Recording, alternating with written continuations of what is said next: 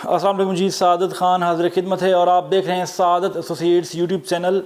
आज मैं आपको बताने वाला हूं कि लेक व्यू जंक्शन में कितने प्रोजेक्ट्स बन रहे हैं और किन का आपस में कंपटीशन है, किस वक्त कब आपको किस में इन्वेस्टमेंट करनी चाहिए।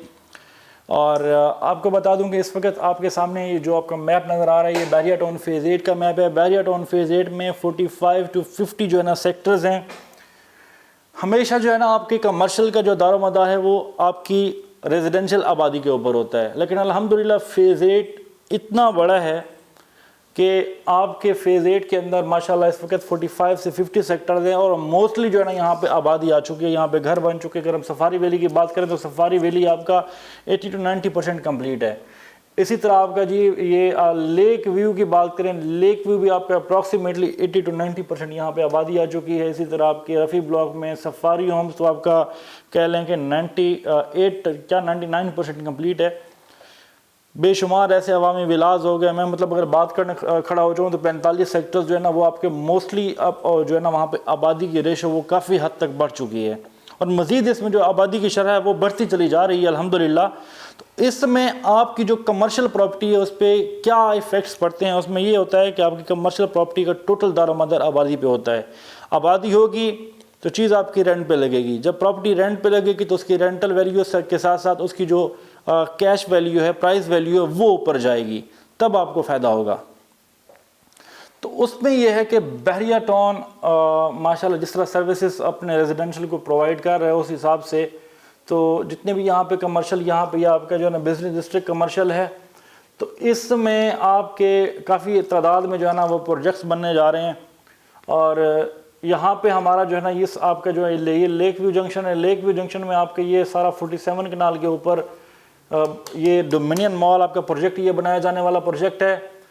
अब डोमिनियन मॉल आपका 70 to 80% जो है ना अल्हम्दुलिल्लाह कंप्लीट है, 20% इसमें काम रहता है। अब आपके जो डोमिनियन मॉल है, मैं आपको बता रहा हूँ, अपनी पिछली वीडियोस में बता चुका हूँ, ये पूरे फ़ेज़ 8 के मैप में आप कहीं पे भी चले जाएं, किसी भी सेक्टर में चले जाएं, आपको डोमिनियन मॉल नज़र आएगा। वहाँ से एक ऐसी प्राइम लोकेशन पे बनाया जाने वाला ये प्रोजेक्ट है। तो लेक व्यू जंक्शन के साथ ही आपका जो है ना एक दूसरा प्रोजेक्ट स्टार्ट होने जा रहा है। ये आपका दिहैश रेजिडेंशिया दिहैश मॉल है। फिर यहाँ पे इसी आपके लेक व्यू के अंदर ये एक नया प्रोजेक्ट लॉन्च होने जा रहा है, जो कि ऑलरेडी लॉन्च तो हो चुका है, उसका ऑफिशियल लॉन्च होने इंशाल्लाह होगा अभी जल्दी उसका। आपको मैं ऑलरेडी वीडियोस में बता भी चुका हूँ कि यहाँ पे दी लेक रेजिडेंशिया जो है ना वो प्रोजेक्ट आपका स्टार्ट होने वाला है। तो इन सारे जो है ना ये कमर्शियल प्रोजेक्ट जो है ना आपस में कंपटीशन है। लॉन्ग टर्म के लिए इन्वेस्टमेंट करनी है तो आपके पास जो है ना यहाँ पे लेक रेजिडेंशिया भी है। इसके अलावा आपके पास हैश मॉल भी है लॉन्ग टर्म इन्वेस्टमेंट के लिए। लेकिन शॉर्ट टर्म इन्वेस्टमेंट करना चाहते हैं, कम अरसे में पैसा लगा के कैश करना चाहते हैं, तो आपके पास बड़ी ज़बरदस्त अपॉर्चुनिटी है यहाँ पे डोमिनियन मॉल।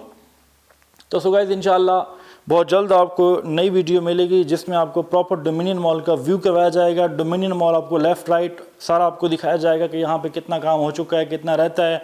आप अपनी आंखों से देख सकेंगे कि डोमिनियन मॉल किस तेज़ी से दिन रात एक करके काम कर रहा है और अपने जो इन्वेस्टर्स हैं, अपने नए आने वाले कस्टमर हैं, उनको डिलीवर करने की जद्दोजहद में लगा हुआ है।